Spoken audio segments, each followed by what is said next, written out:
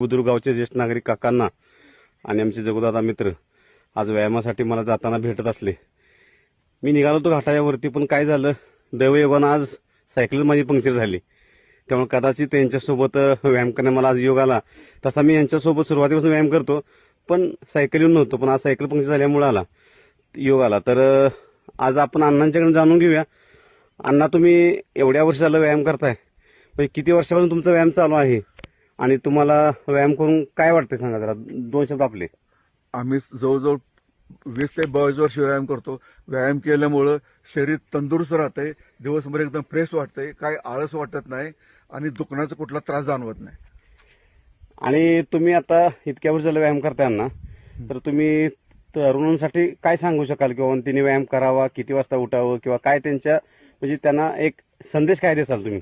हल्लीच्या पिढीनं काही लोकांना हा चांगला संदेश मानवत नाही आणि लोकांना खरं सांगितलेलं पटत नाही.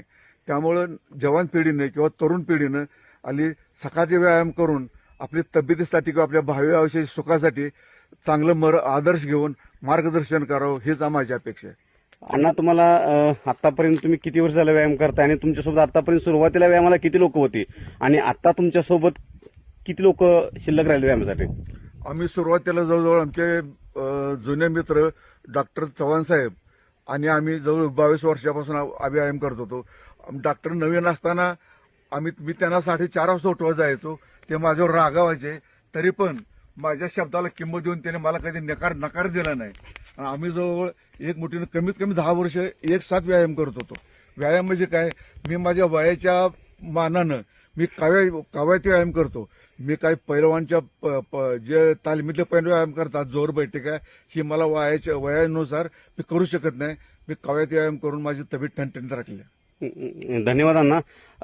मी आता थोडंसं अण्णांचे मित्र आणि आमचे मित्र जगुदादा यांना विचारतो की तुम्हाला व्यायाम करून कसं वाटतंय? फ्रेश वाटतंय. व्यायाम करणं गरजेचं आहे. सध्याच्या काळात व्यायामाची गरज आहे. पहाटे उठणं गरजेचं आहे, त्यामुळे माणूस फ्रेश राहतो. ओके.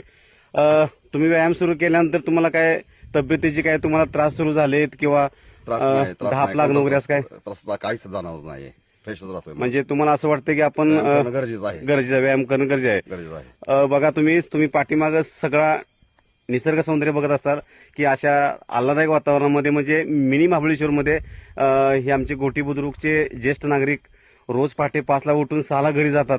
खरंच यांचं जेवढं कौतुक करावं तेवढं कमी आहे, कारण का अशी लोक परत भेटणं आणि सल्ला देणं हे आपणाला मिळणार नाहीत.